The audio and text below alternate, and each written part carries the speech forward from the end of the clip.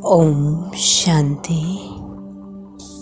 आज बाबा के 24 तारीख के महावाक्य हैं। आज बाबा ने कहा, मीठे बच्चे अपने दिल से पूछो, हम ज्ञान की खुशबू फैलाने वाले खुशबूदार फूल बने हैं। अपने दिल से पूछो, हम ज्ञान की खुशबू फैलाने वाले खुशबूदार फूल बने हैं। सदा अच्छी खुशबू फैलाते रहो। प्रश्न है, किन बच्चों की अवस्था बहुत मस्त रहती है? किन बच्चों की अवस्था बहुत मस्त रहती है?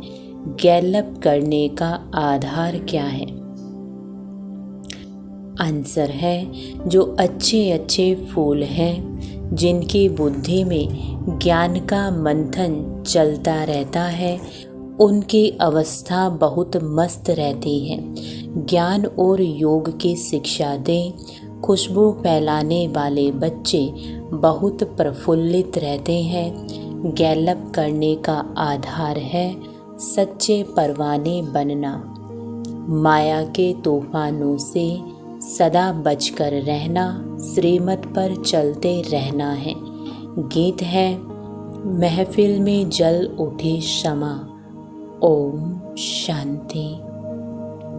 चैतन्य परवानों ने गीत सुना, परवाने कहो व फूल कहो, बात एक ही है।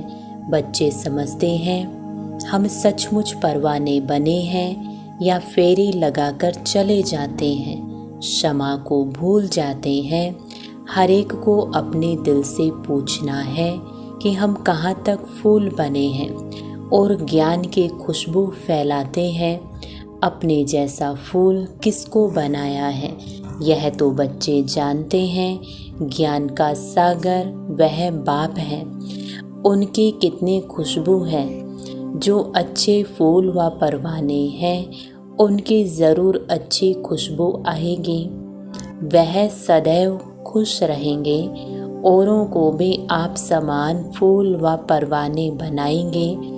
फूल नहीं तो कली बनाएंगे। पूरे परवाने वह हैं जो जीते जी मरते हैं, बलि चढ़ते हैं अथवा ईश्वरीय औलाद बनते हैं। कोई साहूकार किसी गरीब के बच्चे को गोद में लेते हैं तो बच्चे को उस साहूकार की गोद में आने से फिर वह माँ बाप ही याद आते रहते हैं। फिर गरीब की याद भूल जाएगी। जानते हैं कि हमारे माँ बाप भी हैं, जानते हैं कि हमारे गरीब माँ बाप भी हैं, परंतु याद साहूकार माँ बाप को करेंगे जिससे धन मिलता है। सन्यासी साधु आदि हैं, वह भी साधना करते हैं। मुक्ति धाम में जाएं, सभी मुक्ति के लिए ही पुरुषार्थ करते हैं, परंतु मुक्ति का अर्थ नहीं समझते। कोई कहते ज्योति ज्योत समाएंगे, कोई समझते पार निर्वाण जाते हैं। निर्वाण धाम में जाने को ज्योति में समाना व मिल जाना नहीं कहा जाता है। यह भी समझते हैं हम दूर देश के रहने वाले हैं, इस गंदी दुनिया में रहकर क्या करेंगे। बच्चों को समझाया है, जब कोई से मिलते हो तो यह समझाना है कि यह बना बनाया ड्रामा है। सत्युग, त्रेता, द्वापर, कलयुग, यह है संगम युग। सत्युग के बाद त्रेता का भी संगम होता है। वहाँ युग बदलता है, परंतु यहाँ कल्प बदलता है। बाप कोई युगे युगे नहीं आते हैं, जैसे मनुष्य समझते हैं।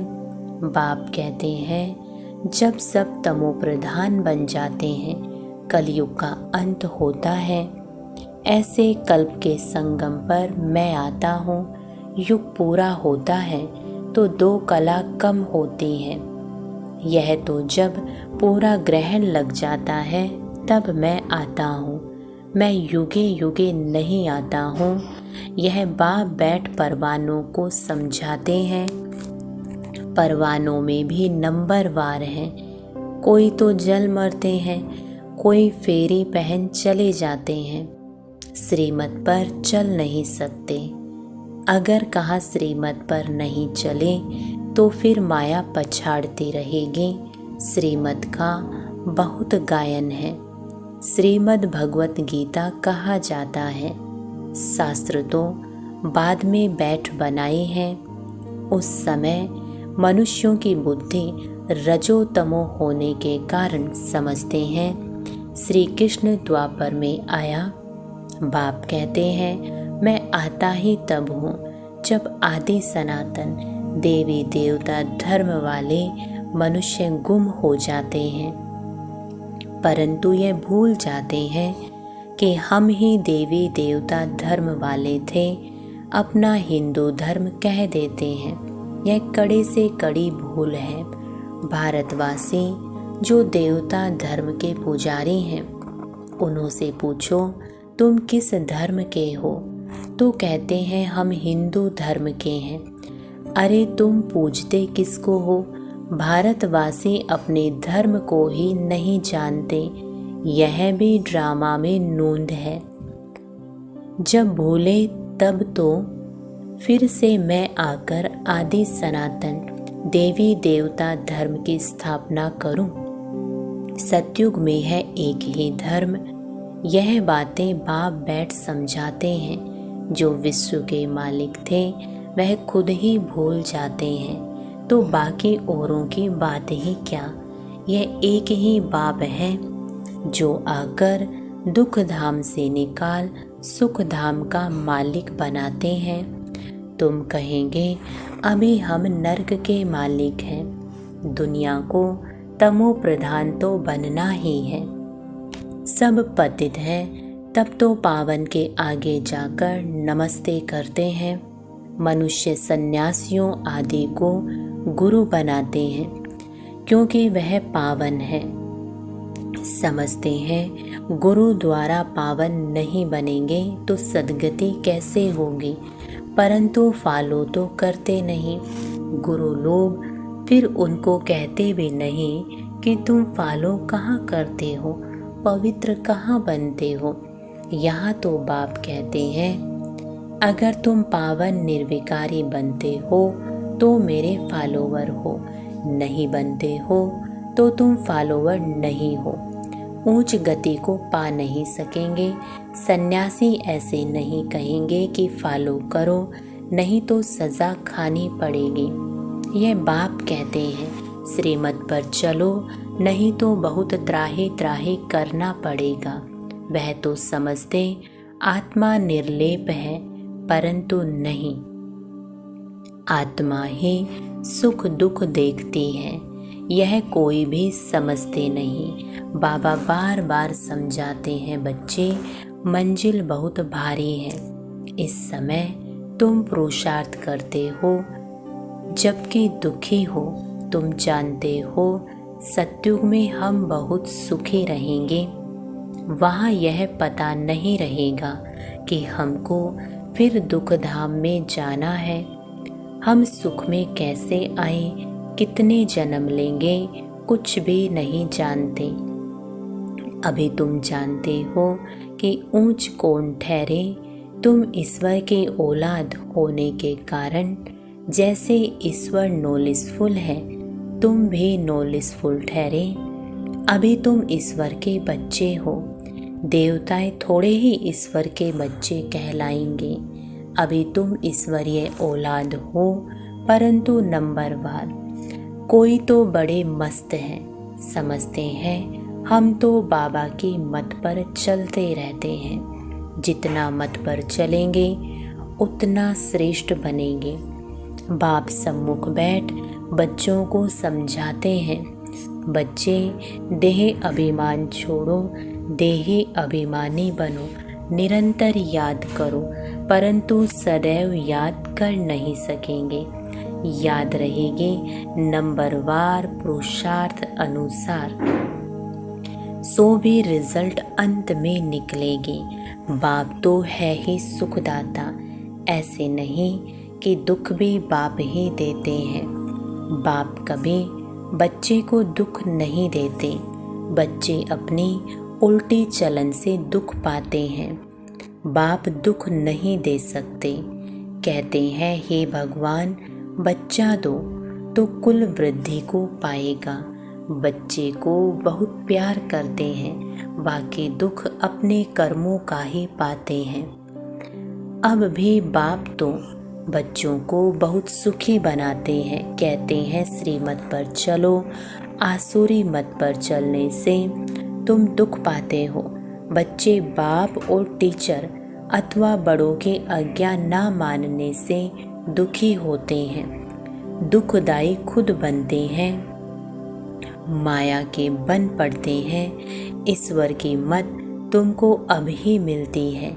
ईश्वरीय मत की रिजल्ट 21 जन्म तक चलती है, फिर आधा कल्प माया की मत पर चलते हैं।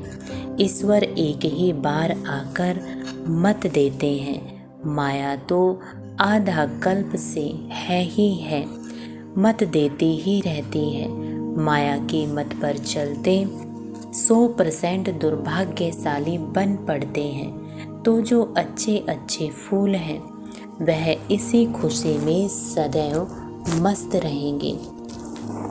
नंबर वार तो है ना, परवाने कोई तो बाप के बन श्रीमत पर चल पड़ते हैं। अक्सर करके गरीब ही अपना पूरा पोता मेल लिखते हैं। साहूकारों को तो डर रहता है कि कहाँ हमारे पैसे ना ले लेवे।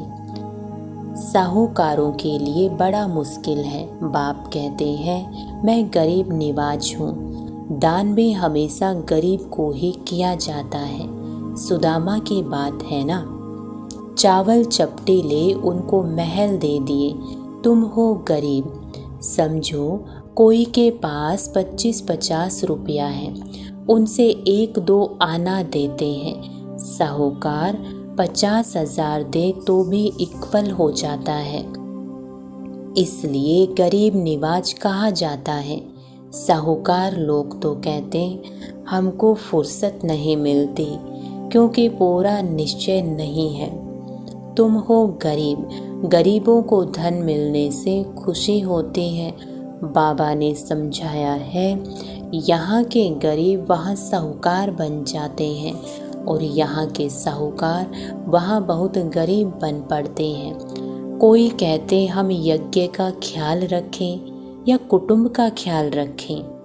बाबा कहते तुम अपने कुटुंब की बहुत अच्छी संभाल करो। अच्छा है जो तुम इस समय गरीब हो। साहूकार होते तो बाप से पूरा वर्षा ले नहीं सकते। सन्यासी ऐसे नहीं कहेंगे, वह तो पैसे लेकर अपनी जागीर बनाते हैं। शिव बाबा थोड़े ही बनाएंगे। यह मकान आदि सब तुम बच्चों ने अपने लिए बनाए हैं।